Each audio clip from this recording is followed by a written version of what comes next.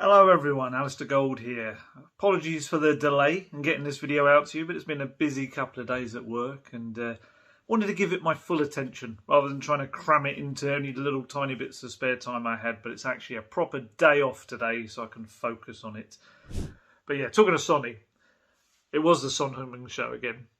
He was superb. He was really good. I had Romero just pipping him as my man of the match, purely because I thought he was superb, but Son was so close. They were very close to both being a joint man of the match, quite frankly. Sonny was fantastic. He's just become so, well, I say become, he is so crucial to Tottenham. He really is. You know, Kane's renaissance a few months back under Conte was important to start getting Tottenham in the right direction, but I think Sonny's been more consistent in terms of his end product in front of goal. You know, you look at it, in the last 6 months, there's only 6 Premier League games that Sonny hasn't either scored or registered an assist in. 6 games. It's ridiculous. That's how good he is. And, you know, he doesn't take penalties, obviously, as well. So his 19 goals are technically the most goals scored in the Premier League from open play, more than Salah. And actually, those 19 Premier League goals are also now Sonny's record. That's it, as in that's his highest tally that he's got in a season in the Premier League. And obviously he's got 8 assists as well. You know, on Sunday, set up Kane's goal. Once again, another Son-Kane link-up.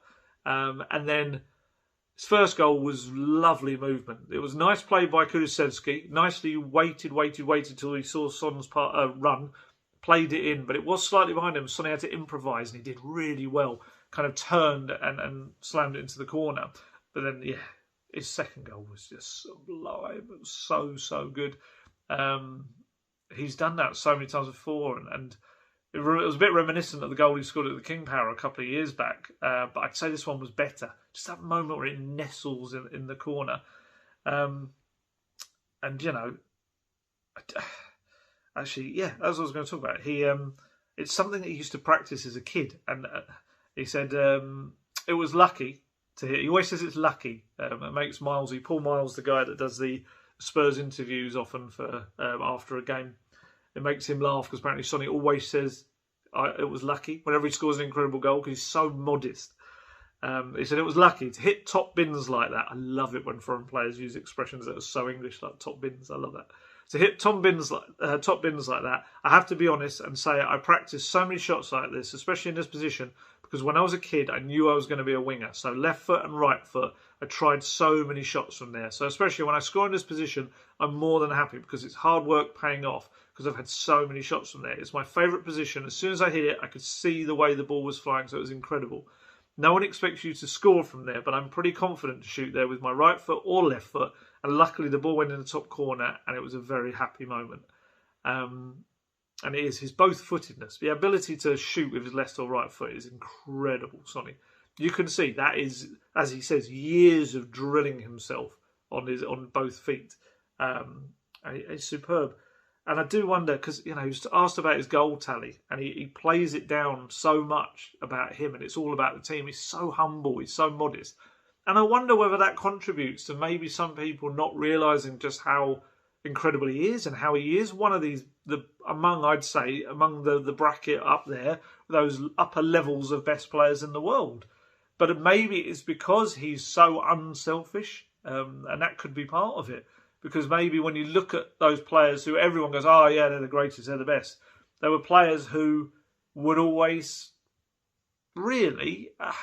That's probably not completely fair, but on the whole, they were the centre point of the team. They were the focal point, and it was about getting them goals and things like that. And you could see that, whereas Sonny is such a team player, perhaps that's why some people outside the game, and maybe from other clubs, don't realise just how good he is. Whereas those in the game, you ask anyone that plays, let's say, in the Premier League, and ask them about Sonny, and they will rave about him. They really will. And this quote, the goal tally is not important because I want to play Champions League next season. Scoring 19 goals, 30 goals, 25 goals is not important for me because the team is more important to me. I try to do my best for the team. If I get a chance, I want to score, but the numbers are not important for me. I want to finish with these guys, with this team, with the supporters. I want to play Champions League football next season, and it's more important than anything else at the moment. That's the mentality you want from a player. And what's scary is that Conte, in his interview to BBC, says he can still be much better, Sonny. God, if you're a defender and you think he can get even better than he is right now, good luck. And actually, yeah, Conte was quite interesting. He admitted he told Sonny just before that incredible goal that he was going to bring him off in about 5 or 6 minutes just to essentially give him a rest. And the pair, when you saw him come off, he gave Sonny a big hug and they had a bit of a joke. And apparently it was because of that. His quote was, I gave him a big hug because after an amazing goal, my question was, which is his favourite foot, right or left? He scored a fantastic goal. And 3 minutes before, when I spoke with him, I said, go for 5 or 6 minutes and then I have to make a change. And I said to him that when you listened that I wanted to make a change, you decided to score this amazing goal. We're talking about a great player, a fantastic player, but it's important at the end of the season to celebrate a big achievement with the team. Otherwise, it remains only a personal success only to score these types of goals. And that's it. You know, when you've got someone like Sonny, who is an extension of the way the manager talks, that's synchronisation. That's what you need. And Spurs and Conte, they need Sonny to keep firing. You know, they need him to keep leading the way for them because in these 4 games, you know, he's the player I think that most of those defences are going to be worried about. You know, probably all those 4 defences are. So the other attacking options, mixed bag, really. I mean, you know, what's the best person to start with? I mean, Kane. It was a funny performance. I didn't think he played particularly well. It wasn't at his best. Jonathan Veal from the Press Association, who's often on one side at home games, I always said Jonathan Veal on one side and Guesty on the other.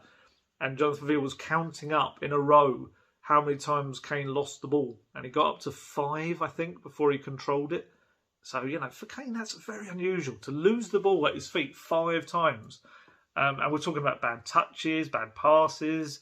It was really strange the way he started the game. And yet, obviously, still popped up with the headed goal. He seems to always like scoring against Leicester.